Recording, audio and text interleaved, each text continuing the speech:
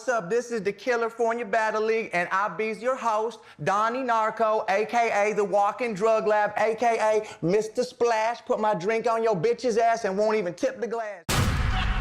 When I'm done with this soft white rapper, he'll be on lines after, typing, all lives matter. White people. That's why I watch rap battles. It bodies entire family.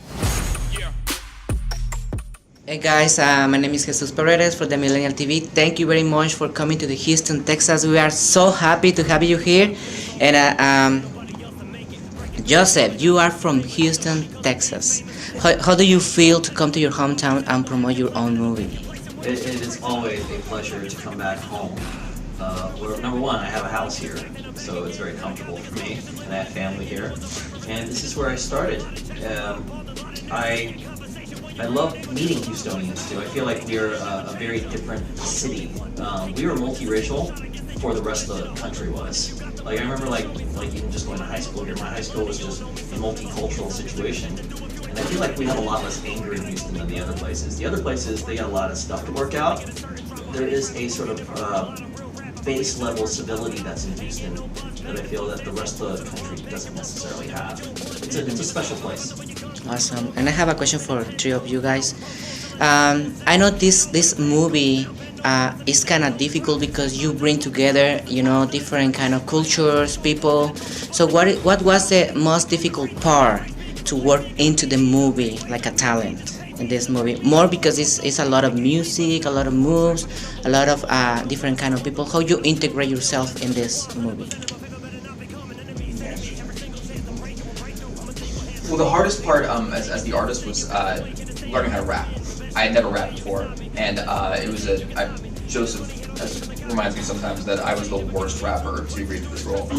So I basically went to rap school, and I was trained by the greatest battle rappers in the world in the rehearsal process leading up to it. In terms of the multicultural aspect of it, it was wonderful. There was people from every different demographic that participated in this movie on screen and behind the scenes as well, and it was really fun. It was battle rap inherently is very multicultural, and that's what makes it really special. And one of the reasons why it's so special. And yeah, it was fun. It was a fun aspect of it. Thank you. Just like he said, the whole multiculture of it was, of course, fun to be around. And the most interesting part was, like I always tell everybody, was the dialogue. That was the most strongest part of the movie because it's telling the story in the battle raps. You have to really pay deep attention in this movie. It's like they always say when we see the movie, it's a movie that you cannot go to the restaurant. You have to really pay attention to it and listen to what's going on, because if you do, you'll actually miss the littlest thing can mess the whole movie up if you miss it. So that was the whole fun part of doing that. Just to add one thing. In terms of everyone coming from different places coming into this movie, the thing that we all had in common is we're all artists, and we all connected on that level. And it didn't matter where you're from, what your history was, we all connected as from the art form perspective. Thank you. Same question? Yeah, please. Well, here's the big thing. It's a multicultural movie, but it's not a kumbaya movie. The world today is very tribal. We have factions of people arguing with each other, and there's a dialogue happening, and the dialogue isn't really a dialogue, it's an argument. You'll see on social media, people are offended by each other, people are having huge political, people are losing their families over political arguments now. And that's a new thing. It wasn't, obviously people have political arguments in the past and they lose family, but it's happening so often now that the dialogue has changed in the last 2 or 3 years. And the fortuitous thing about BODIED when we constructed it is that it's about that dialogue. It's one thing, it's like when you all agree. What happens when you disagree about a subject? And the funny thing is, a lot of it has to do with the way that we are offended. Now, BODIED straight up offends people. There's no question about it. These jokes that we say in these movies, somebody's going to be offended at some point in the movie about something. And if you're not a human being. But at the same time, you're also laughing at the other 90. You might be offended by 10% of jokes, but you're laughing at the other 90% of the jokes. But guess what? Every joke is at the expense of somebody else in this movie. It's battle rap. They're competing against each other. And so the question you have to ask yourself is, at what point am I being an asshole by laughing at everything? Or at what point am I overreacting? That, you know, we can make racist jokes, we can make sexist jokes, we can do these things, and they're acceptable within certain contexts. You know, like for instance, if these two guys came up to me and made an Asian joke, I would laugh. I'd go, okay, that's funny. But if one of you guys did it, I'd go, who are you? You know? Yeah, I'll fuck you up. Context is everything. You know, and Bodied is an experiential thing where the audience all agrees, hey, we know we're about to hear a bunch of offensive jokes. No matter who you are, you walk in that theater and go, we're gonna accept that for 2 hours. But even at that, I sucker punch you because it goes in places that nobody wants to hear these things. What Adam does by the end of the movie is unacceptable. I'm going to Jackie with this question since y'all brought that up. There's been a lot of controversy with hip hop pretty much since the late 80s using the N-word and a lot of fans being non-black. Kendrick Lamar said that he doesn't want his fans using that word. Kanye says he doesn't have a problem with it. But how should rappers handle non-black rap fans or non-black hip-hop fans in general in that word? I mean, how should they navigate? I know you have a lot of friends in the business, so what kind of conversations have y'all had about that? Well, like I said, I grew up in the hood, and I've been hearing that word since I was born. You know, and it's like a part of my voice sometimes, because you don't even need to say it sometimes. It's just a word that comes out. If you see somebody, instead of saying good morning, sometimes your homeboy, you be like, what up, my nigga? Yeah. You know what I'm saying? So that I don't think that being a black person, that word is gonna be around forever with us. You know, I think if you a rapper, you choose not to say it, then you choose not to say it. But I don't think you can like if you have that much power to let your fans not say a word, then you did your job. But I don't think that word's ever gonna leave, and I don't have no problem with the word. You know what I'm saying? Of course, if somebody said, like he says, come up to me and talking about, like you said, you're a white boy or somebody saying nigga to me, then, and I don't know you, yeah, I might have a problem. But I do have white friends that I'm comfortable with that do say nigga to me. You know, Mexican friends that say nigga to me. You know, but at the end of the day, it's a word, you know, and it's so crazy how this world is, that word is so big in this world that it means a lot. Like you'll die over that word and whatever, you know what I'm saying? You get fired over that word. That word is strong. But in the world that I'm living, you know, today is so much other shit going on for me to be worried about that word still. You know what I'm saying? Because I've been hearing it all my life, and it's never gonna change. You know, like if I get on the phone with one of my friends right now, he's like, all right, talk to you later, my nigga. It's nothing I can do about it. He could have said, I'm not gonna say nigga ever again, but it's gonna slip out because it's so natural. But you think hip hop takes too much blame for that? Because I remember hearing my uncle, who's not of the hip hop generation, they live right next to a housing project. It was here for single mothers, and he said that the niggas in there. And he's old school. He's not a hip hop head. So do you think hip hop has taken too much blame for the popularity of that word? Because I hear old folks who can't stand hip hop. For sure, hip hop. You know, I will blame hip hop because you got to think, what was the NWA? What did it stand for? Niggas with attitude. You know what I'm saying? They got in a lot of trouble for having that name. You know, so at the end of the day, of course, hip hop, because you hear it all day from females and you hear it from males. You know what I'm saying? So it's hip hop because lately the world is based around music. No matter what, and rap music is big in this world today, no matter who you are. It's like, of course, singing and all that, but rap is always going to be accepted. I don't care what year you in, what generation, wherever you gonna hear nigga. And you know, it is what it is. So rap is the play. And to follow up on that topic with another character played by Miss Upholt, the girlfriend character. Rory. And I want to know if this was done deliberately. Was this not a jab, or was it to call out like liberals as far as like, 'cause I'm a very liberal person myself, and I have a lot of conservative views too, but I'm mostly liberal. But it seems like her character seemed like she was very like self-righteous on like she wanted kudos and points for being such a great person and having all these great points of views, but she still seemed to have a lot of what I saw as like racial prejudice kind of feelings towards like the hip hop community and whatnot. Were you deliberately trying to like point that out from a liberal point of view of taking things too far? Well, yeah, absolutely. There's a point of hypocrisy that can end up happening when you're judging things, even for the right reasons, but you don't have the experience to judge these things. Like, you'll see a conversation happening in one of my favorite scenes in the movie. Is this conversation where, like, all the kids are at the table and they're discussing black culture. There's not one black person on the table. You know? That conversation's happening everywhere. Exactly. You know? And they're being self-righteous. They're making judgment calls. They think that they're being super liberal.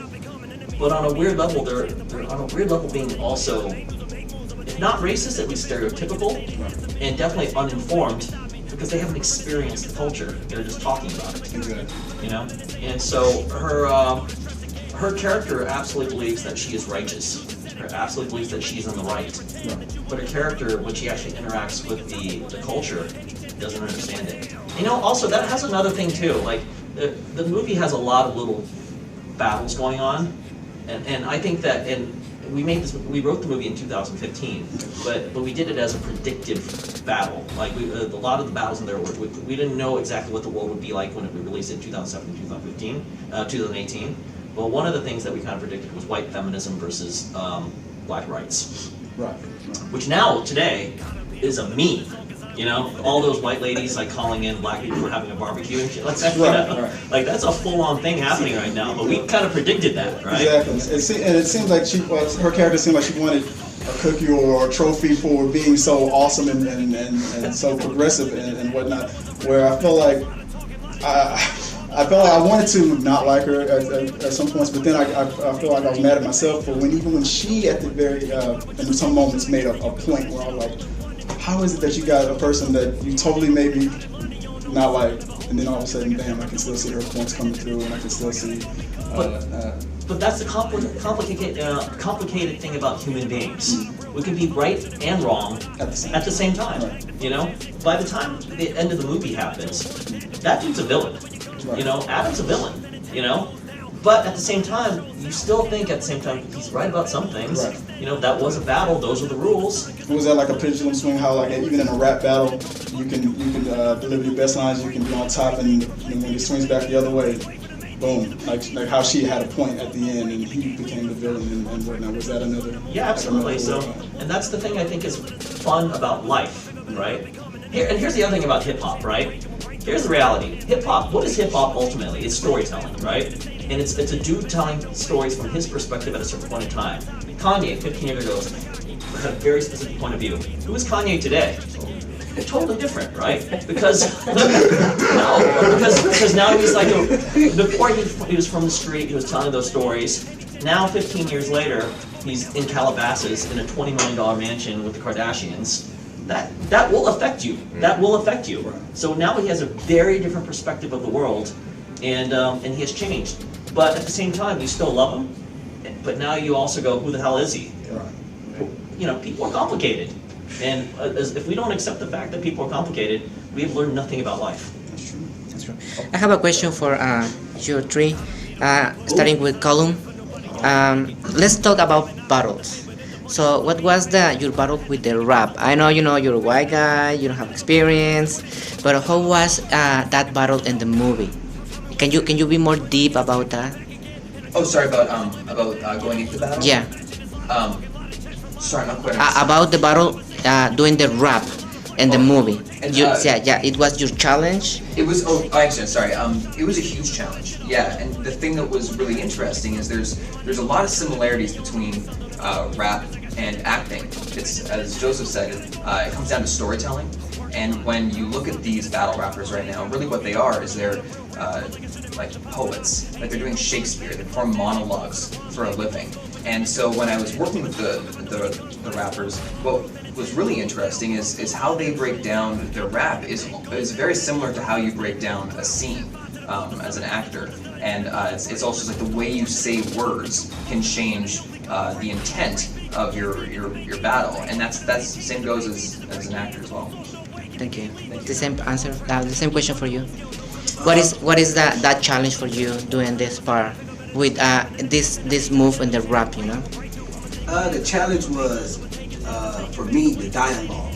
Because I think that was the most important, of course, of the movie. You have to get your point across, and and the delivery, you know, of how you say certain things, like how you send the cadence and knowing how to, if I'm standing up, to get the crowd to know what I'm doing to bring them in with me. So to get comfortable in that situation, it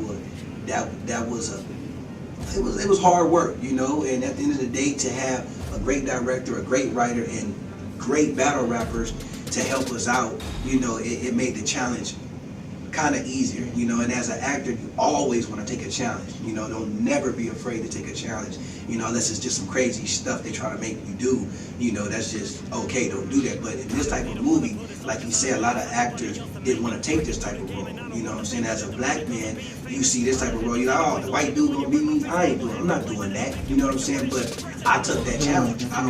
You know, I took the challenge of wanting to deliver the words, deliver everything, you know. Just to, I didn't care about that. It's the art, you know, your craft, and that was my whole thing. And for Joseph, let me change a little bit the question.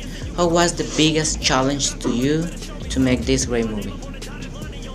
The biggest challenge of the movie is the fact that its politics are not they're not consumer friendly on any side of the fence.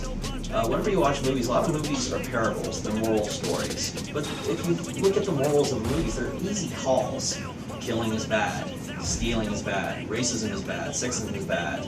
You know, like these are easy things to say, and everyone agrees with it. What does Bodied say?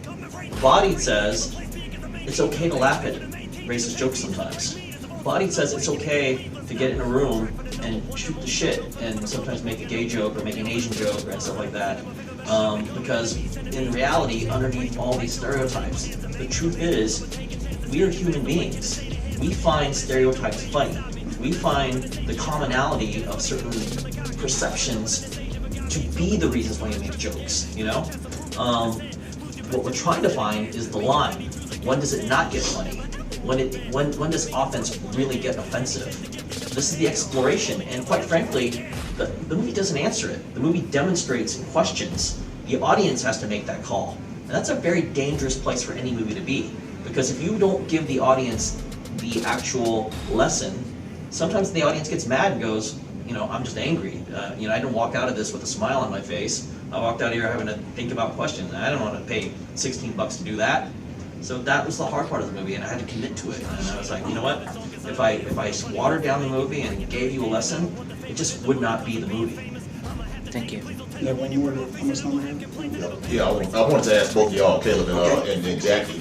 You talked about how it's kind of appropriate, time appropriate that the movie comes out now, and I think even more so with the battle raps, because when he goes in on your family, now you have Pusha T going in on Drake's child, and I can even go back to when I was first out of college when Ja Rule said something about Eminem's baby. When does, in y'all's opinion, as a fan of hip hop, when do battle raps go too far? What should be the limits on the subject matter? I definitely think you should keep, you know, family and kids out of it, you know, for sure. If you're gonna talk about somebody, just talk about what you know about, but not that deep, you know, because at the end of the day, I know a lot of people like to get exposure, because if they talk about it, they said something like what's his name, Pusha T, that brought up the Drake, like that was a lot of exposure for him, you know what I'm saying? But at the end of the day, Drake shouldn't have been hiding his kid as well, you know what I'm saying? And if you having a kid with whoever type of girl, be a man and you know, do that. But at the end of the day, I don't think you should definitely bring no family, kids, anybody that's like dead people, bring them, but don't do none of that. I think it's just uncalled for. If you're gonna rap about somebody, just rap. But you know, in battle rap, that's just the rules. Yeah, battle rap, anything. I'm in high school when Tupac was coming over, hit him up, and I'm like, we got a guy. I mean, we got Arsenal the Rebel standing next to Charlemagne the God. Arsenal, his entire act is nothing but, he's the meanest battle rapper in the world. You'll see him in the trailer. He goes, "That's disrespectful." It's a funny line, because he's like the most disrespectful battle rapper on the planet. And you know, when you go against Arsenal, he's gonna go after your kid, your mom. She got cancer, whatever it is. Like it's there. Like Loaded Lux, he comes out sometimes, brings a casket, a whole thing, like he's coming to kill you, and it's just crazy. But I just say basically keep the family and all that personal stuff out. But the reality is, in battle rap, it's a blood sport. Yeah, battle rap go in. You're trying to win a sport. You're trying to win, and like you say, anything goes. So kill a motherfucker. I guess my last question for the actors. Do you think it takes a certain type of a personality to just dive into battle rap, and especially you, Mr. Do you feel like it takes a kind of introvert person is very shy, just jump in because they had that push, that moment where they just were pushed and they can just go all in? Or do you think it takes a certain type of a person to test the fortitude to be able just to get up on that stage, and whether you win or lose? Well, I think that what it takes is someone with thick skin, because you get insults basically as your job, and it's important that you're able to take them and be creative enough to then throw it back at them. Right. And I think that's what it comes down to. It comes down to thick skin. If you have thick skin, you can do it. If you can't, you're just gonna cry after everything. I've done that myself. And what about you? Do you think? Yeah, you gotta have thick skin, man. At the end of the day, I look at this how I gotta eat.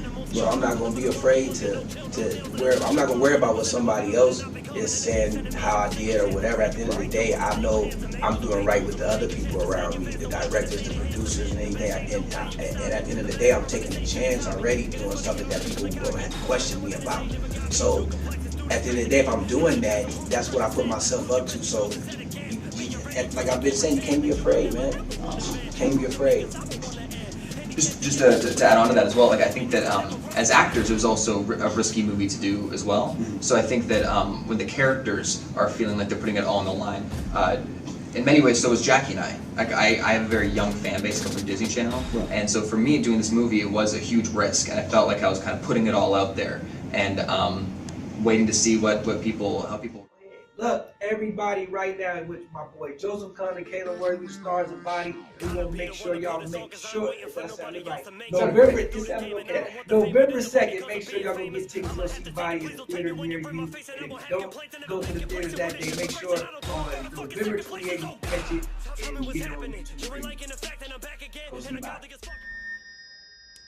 All right, what's up? This is the California Battle League, and I'll be your host, Donnie Narco, a.k.a. the Walking Drug Lab, a.k.a. Mr. Splash. Put my drink on your bitch's ass and won't even tip the glass. You feel me?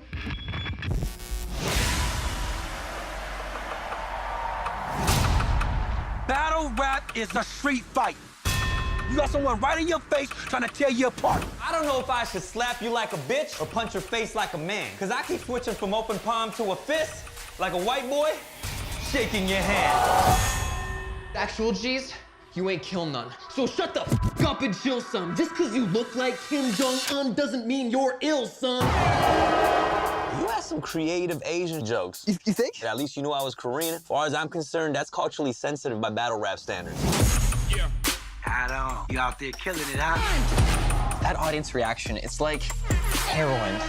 So, what do? I mean, besides appropriate black culture for your livelihood. Oh, she bodied you. Not tonight, Satan. Whenever I battle, I'm gonna get the bitch boss, and you gonna get the Asian boss, because that's what the audience wants to hear. Intolerance will not be tolerated! Delete your account. What you gonna do? You ready for this? Your crunchy granola. I can tell by your pungent aroma. We got bitches, blunts, pregnant prostitutes. This bitch got a wider gap than the income between white and black. Are you trying to satirize? If I did, then would you be satisfied? Stop rhyming, you little... When I'm done with this soft white rapper, he'll be on lines after, typing, all lives matter. White people. That's why I watch rap battles. Body's entire family. Yeah. Look, front, back, front, salute. Got it? Got it. All right, that was great.